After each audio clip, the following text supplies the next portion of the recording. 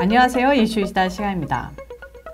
도널드 트럼프 전 대통령이 소셜미디어를 2~3개월 안에 개설하겠다고 예고한 가운데 공식 웹사이트를 새로이 선보였습니다. 재임 시절의 성과를 선보이고 지지자들과의 공식 소통 창구로 사용할 계획인 이 웹사이트의 주소는 45office.com입니다. 45대 대통령인 도널드 트럼프 전 대통령의 오피스, 집무실이란 뜻인데요. 웹사이트에 들어가면 시원시원하게 큰 사진들이 슬라이드쇼로 펼쳐지는데 영부인 멜라니아 여사와의 춤추는 모습, 재임 시절 기자회견과 백악관에서의 모습, 전용기에서 내리는 모습, 마운트 러시모어에서의 행사, 순국 용사비에서의 참배, 그리고 김정은과의 판문점 회담 등 트럼프 전 대통령의 재임 기간을 대표하는 사진들이 흘러갑니다. 슬라이드쇼 아래에는 도널드 J. 트럼프 집무실은 트럼프 행정부의 훌륭한 유산을 보존하고자 노력하고 아메리카 퍼스트 아젠다를 추진한다라는 설명이 깃들여져 있는데요.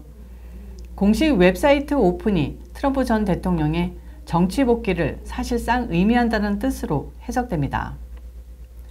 한편 웹사이트는 트럼프 전 대통령이 에너지 안보와 국경 안보를 확립하고 북대서양 조약기구 및 동맹 국가들과의 관계를 강화했으며 코로나 사태의 대응을 성공적으로 이끌었다고 밝히고 있는데요.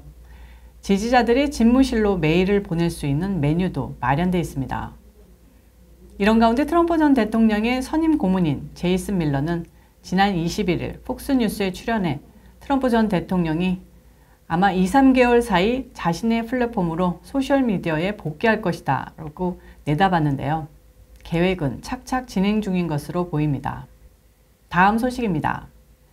앤서니 파우치 국립알러지 및 전염병 연구소 소장이 CNN이 제작한 다큐멘터리에 출연해 트럼프 행정부의 코로나 대응을 강력히 비난해 논란이 일고 있는데요.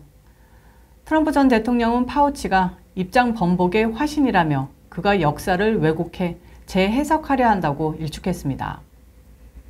파우치는 코로나 전쟁, 팬데믹 최전선에 선 의사들이 말하다 라는 제목의 CNN의 스페셜 다큐멘터리에 출연해 자신을 임명하고 몸담았던 트럼프 행정부의 신종 코로나 바이러스 감염증 대응을 공개 비판했습니다. 특히 파우치는 트럼프 행정부가 코로나 바이러스의 위험성을 초기부터 과소평가해 백악관이 상황을 오도하거나 명백한 거짓말을 한 적이 있으며 심지어 정부 보고서를 바꾸려고까지 했다고 주장했습니다. 파우치는 또 트럼프 전 대통령이 전문가들의 권고와 반대로 너무 일찍 경제 정상화에 나서려고 자신을 압박할 때 가슴을 주먹으로 때리는 것 같은 느낌을 받았다고 했습니다. 하지만 트럼프 전 대통령은 이 다큐멘터리 인터뷰에 대해 거짓이라고 조목조목 반박했는데요. 파우치는 현재 바이든 행정부에서도 백악관 고문과 코로나 태스크포스에서 요직을 차지하고 있습니다. 그런데 바이든 정권을 위해 자신을 끌어내리려고 한다면서 그렇게 주장하고 있는 겁니다. 여러분께서도 잘 알다시피 실제로 파우치는 코로나 사태 초기 마스크 쓰기는 코로나 예방에 아무런 도움이 안 된다고 했습니다. 전문가들은 초기 마스크 쓰기만 제대로 실시했어도 사망자와 감염 사태를 줄일 수 있었다고 입을 모으는데요. 오히려 파우치는 백악관 대응이 늦어서 수십만 사망자가 발생했다고 말한 겁니다. 이분께서 요직에 있다 보니까 정치인 같은 자기 합리화에만 밝아지신 것 같은데요.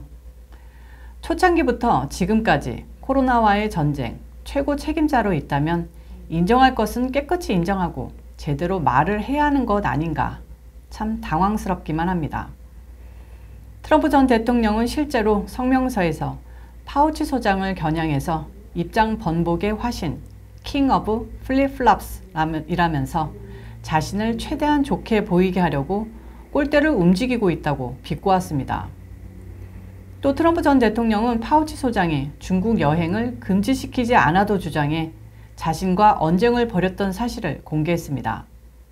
트럼프 전 대통령은 성명서에 파우치 소장이 중국 같은 나라에 우리 조국을 계속 개방하기를 원했기 때문에 자신과 심하게 충돌했다면서 그의 강력한 조언을 내가 받아들이지 않은 덕택에 수많은 생명을 구할 수 있었다고 밝혔습니다. 만약에 파우치 소장 말대로 중국과의 여행 개방을 유지했었다면 얼마나 더 많은 코로나 환자가 생겼었을지 아찔하기만 합니다. 다음 소식입니다. 공화당 린지 그레이엄 상원의원이 하필이면 총기 사건이 줄을 잇고 있는 이런 가운데 국민들의 총기 소유 권리를 옹호하는 발언을 해 좌파들의 공격을 받고 있습니다. 그레이엄 의원은 폭스뉴스에 출연해 자연재해 상황에서 깽단으로부터 집을 보호하려면 총기가 필요하다라는 취지로 말을 했는데요.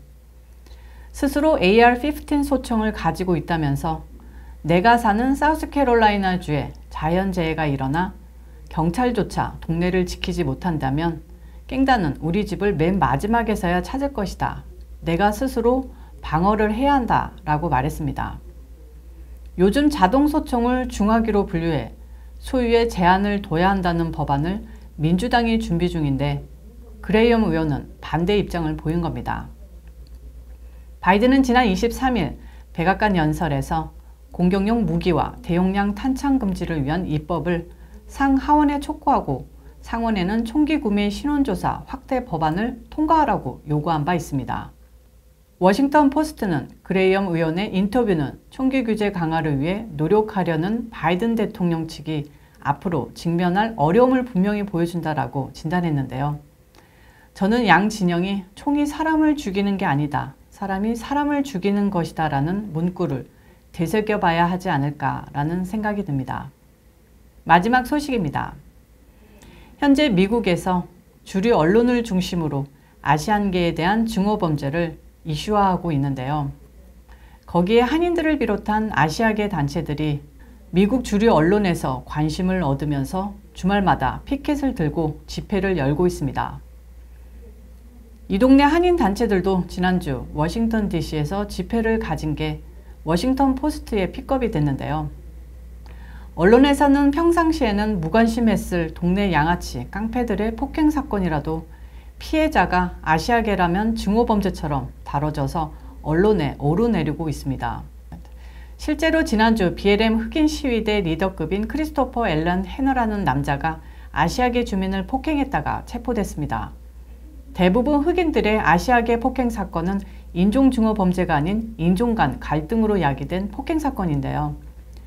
오히려 좌파 백인들 중심인 주류 언론과 민주당에서 애틀랜타 사건과 그런 아시아계에 대한 폭행 사건들을 아시아계 증오 범죄로 프레임하에 공화당 보수 백인에게 프레임을 씌우는 것입니다. 우리 이슈이시다 시청자 여러분들께서 이 점을 잘 아셨으면 좋겠고요. 한마디 덧붙이자면 미국에서는 한인들을 포함한 모든 인종들이 나름대로 인종주의자들인데요. 그중 백인들만 인종주의자라고 낙인 찍히면 매장된다는 우스갯소리가 있습니다. 한국인들도 중국인들도 일본인들도 흑인, 유대인, 인도계들도 다 다른 인종들 욕하고 무시하는 것 같습니다. 오늘 이슈이시다는 여기까지입니다. 시청해주셔서 감사합니다. 오늘도 잊지 마시고 영상이 좋으셨다면 구독과 좋아요, 알림 설정까지 꾹꾹 눌러주시고요. 내일 뵙겠습니다.